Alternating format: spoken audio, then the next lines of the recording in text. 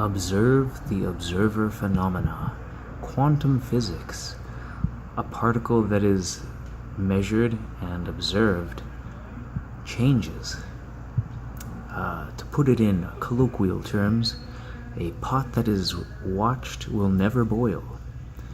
Right behind this tree here is a USPS vehicle, mail carrier.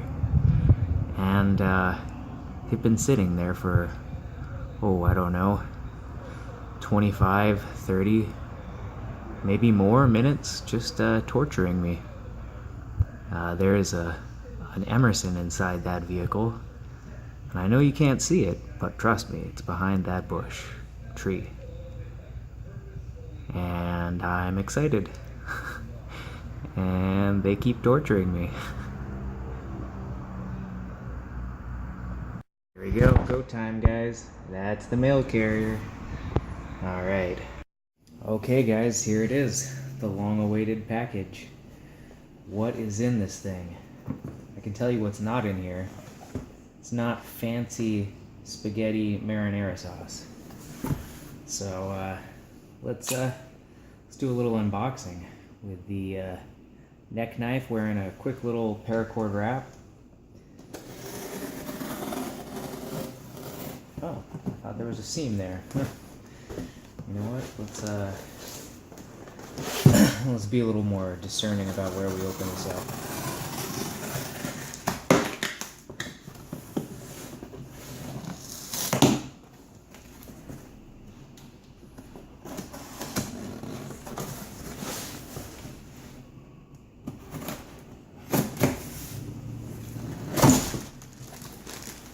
What do we have here?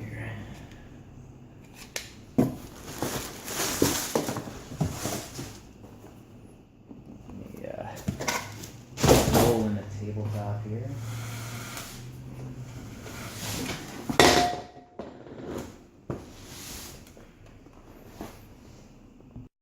Okay, here we are again. Made a little makeshift table here, and the battle axe. So yeah, this is a pretty awesome Emerson. I would say probably one of the toughest pieces that Emerson creates. So I recently, when I went to pick up these neck knives, I had the opportunity to handle the tomahawk version of this at the Emerson showroom, and I had a hunch that I was gonna like it, and just as soon as I got that thing in my hand, I was just blown away. I was like, oh, this is a powerful piece right here. Now the tomahawk is cool, but the battle axe is where it's at. So anyways, let's take a look at this thing. So we've got all the fun Emerson paraphernalia here. Nice little catalog. Maybe I'll use that for referencing some of the stats here. And then here is the axe itself. Oh, yes. That feels so good. Yeah, that thing wants to chop. Came out of the sheath really nicely as well. Goes back in really nice. I mean, having a good sheath is kind of essential for something like this, so I'm not surprised. I feel like it was a little bit tougher getting the tomahawk out than this axe. It seems to be pretty much ideal. Wow, yeah, and you can choke up really nicely. Let's see, what is this here? A little bit of sheath wear. That's alright. I'm planning on actually using this thing. I know it's a pretty expensive piece to be abusing, but at the same time, you know, that Commander XHD is a really intense piece that's, you know, meant to be used and whatnot, but that thing is so slick and just so beautiful that I've been hesitant to put any kind of real wear on it, whereas this thing I think is going to look insane with just scratches and It's gonna look great the more and more I use it.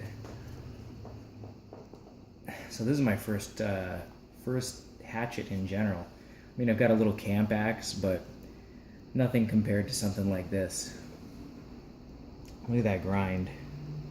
It is just like, I mean, you can see where it starts right here, just barely, but it's a really nice gradual grind.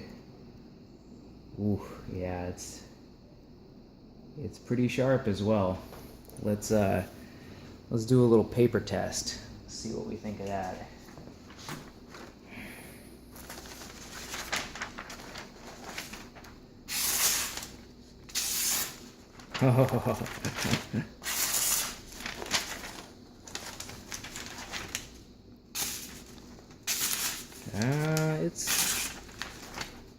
It is sharp. I'm just having a hard time. I'm not used to using an axe. Cutting with the head of an axe like this. Yeah, you can see. I think the bottom half here, maybe it's been, you know, a few chops have been done on it because it's extremely sharp up at the top, but maybe this portion of the belly is a little bit, yeah, look at that.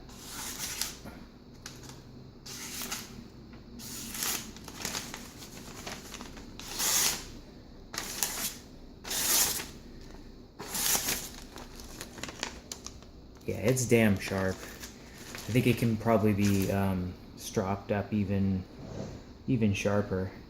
Just trying to look at the edge and see if I can see any kind of deformation or even just catching any kind of reflection. It looks sharp. It feels good and sharp, but noticeably this belly portion is a little less so than these edges here.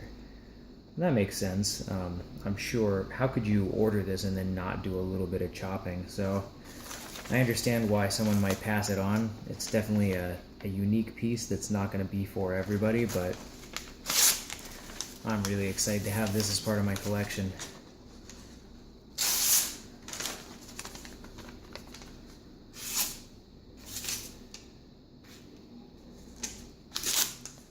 Yeah, awesome. So yeah, I'm definitely going to bring you guys a more thorough review of this real soon, because I want to actually test this, put it to the test with some wood, some cardboard. In fact, let's do a little bit of testing right now, because why not just give you a first look. So I've got some packaging here, some like dart gun packaging. That should be a good test of cardboard. So this is, you know, 2 layers thick here.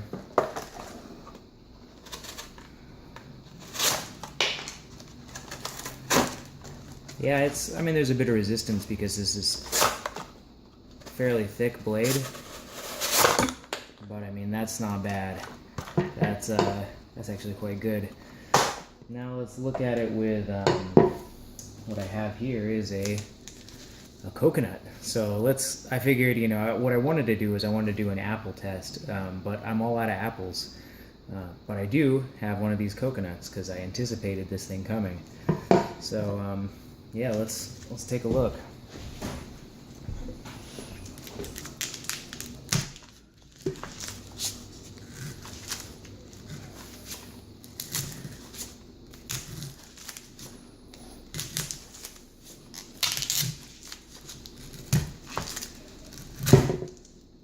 First step is taking that top off.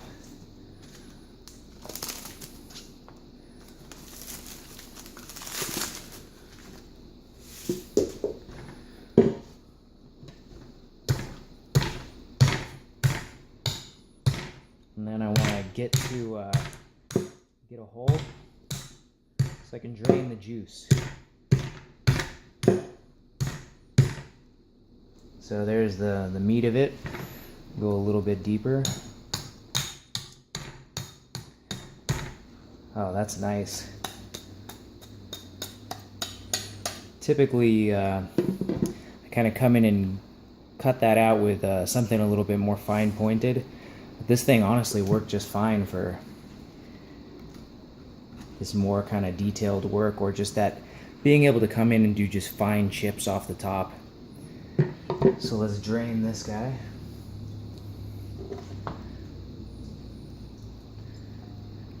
Let's knock a little bit bigger hole in there. This will be perfect for the quaking, right?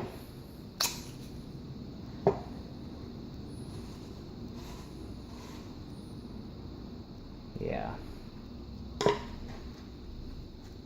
If you guys haven't had one of these young Thai coconuts, the nectar is pretty special.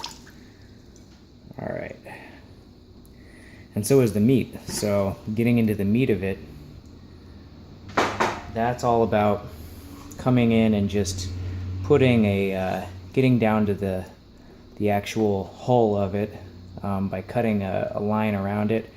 And then you can usually crack it in half, or there's a number of ways to go about it, but let's see how this guy fares. What I've been using for my coconut disarming has been the Raja, which is also quite a chopper, but this thing feels lightweight compared to this, so let's give it a shot.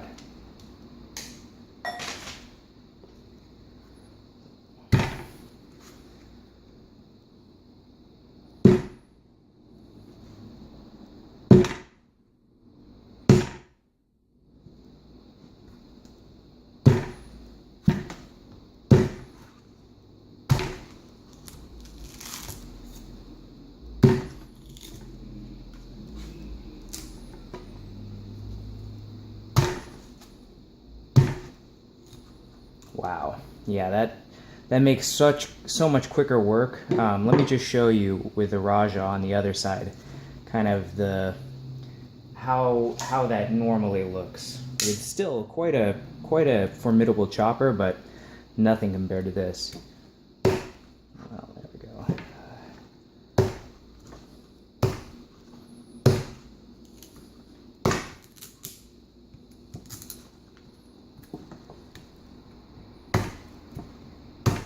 I feel like the aim on this Raja is a little less precise compared to the axe as well, which is really interesting.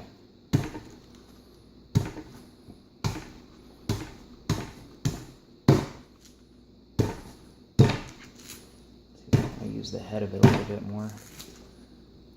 So yeah, I mean, you can still get in there, but for some reason this seems, the battle axe seems to just, I feel like it's more controllable. And I think that when it comes to actually cracking this thing open, it's going to be way easier.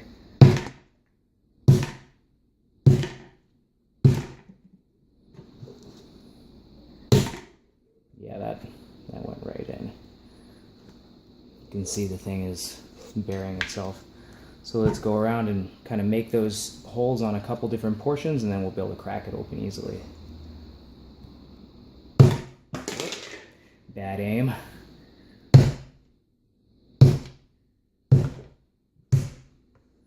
Yep, there we go. Now let's do the bottom. Oh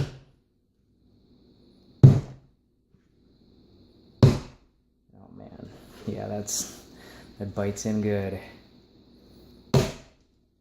Yep. Wow. Easiest coconut to open. Sweet. Could I even get them? Let's see. See if I can scrape some of the meat out with this thing. That's really just to see how we can get some close detail. Yeah, it's a little wide for that. I think that would be better served for the Raja. Yeah. You know what really the calling is for getting meat out of a coconut? It's a spoon, so I'm gonna do that later. Anyways, yeah, this thing is killer. It's this is not a cutting board I care too much about, so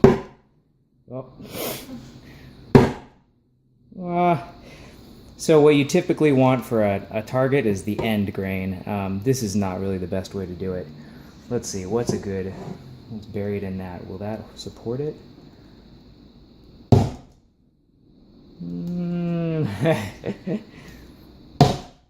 There we go. That looks cool. Oh, it won't stay up. Hang on. Here we go. Just got to give you that sexy shot to end on, right? There you go. Awesome. Love the battle axe. I'll bring you more soon. Hey, just thought I'd give you a couple more preliminary shots of how this thing affects coconut. So here's like a just a no strength whack. All right, no penetration into the inside. So here it is with choked back, kind of more of a whack to it, using a little bit more leverage, I guess. Not through yet, but certainly deep. And then let's go this way for a good powerful whack. Yeah, it's make short work of it. Wow, that is cool. How's that edge? Still not bad. Ho ho ho ho. I do love this.